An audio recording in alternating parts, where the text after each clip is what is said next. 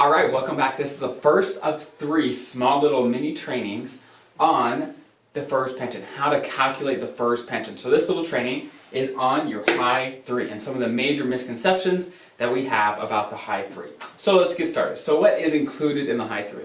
So these things here on the left side, your base salary, your shift rates, and your locality pay, and that is all. So you can usually find these on your pay stubs. Your locality pay, it's usually based on your location, right? So if you live in New York, LA, it's going to be higher because the cost of living is higher. COLA, so cost of living adjustments, this is actually not included in your FERS pension calculation, as well as overtime and bonuses as well are not.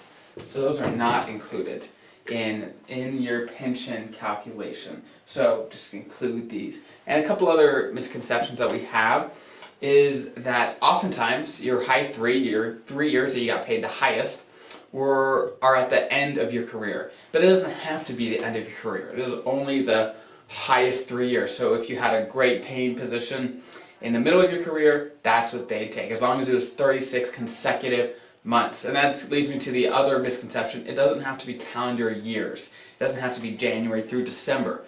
Let's say you get paid the most during April 2010 through April 2013. Those years would be your high 3, not necessarily January through December. So those are some of the major facts you need to know about your high 3 and some of the main misconceptions. So if you need more questions, just put it in the comments and we will answer them as best we can.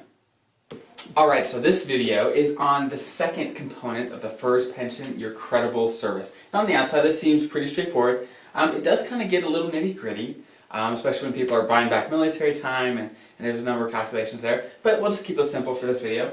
A great place to look is your SF50s, those forms. That's actually what the OPM, the Office of Personnel Management, looks at when they calculate your credible service at the end when you retire. But if you want a good guess, your SCD or service computation date is a good place to start.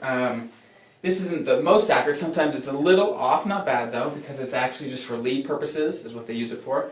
But you could find that on a lot of your documents that you have. Yeah, a little more accurate is your RSCD. But again, if you want a rough guess, I mean, you know how many years you've worked, right? How many years you're in the military. You can use that. Of course, the most accurate is to get all your SF50s, add everything up, and that is what the OPM would be looking at. So that is kind of a rough overview of credible service. And again, if you have any questions, drop them down in the comments below. Alright, welcome to the third and last video of this small little mini training. That is on the multiplier. And the good news is, this is simple, right? For the majority of FERS, your multiplier is just going to be 1%. That's a 1.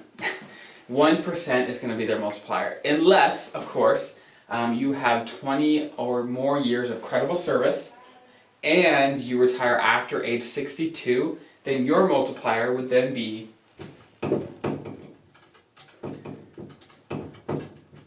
1.1%. So you get a 10% bonus to the amount you receive every month, every year. And that's a big deal. For 10% more, for some people it's just working, maybe another year, maybe 2 years. So that's something to think about if you're close. If for you that doesn't even make sense, you want to retire at 53, 50, whatever it is, then do what works for you. But for some it does make sense to work a little longer, and that makes a huge difference over 30 years, 40 years of a retirement. So please keep that in mind. So like I said, that's the last element of the FERS pension. So hopefully this is helpful to help you get a great idea of what you might be looking at when you start calculating your pension. And always keep in mind that this will calculate your gross pension and not your net pension. There's a lot of things that come out of it, reductions. So check out my pension reduction video as well to kind of get an idea of what might come out of that, so you don't count on actually having this full amount. Things like your health benefits and all these things, they come out of your pension. They're not free. So again, hope this is helpful. If you have any more questions, just put them in the comments and we will address them as best we can.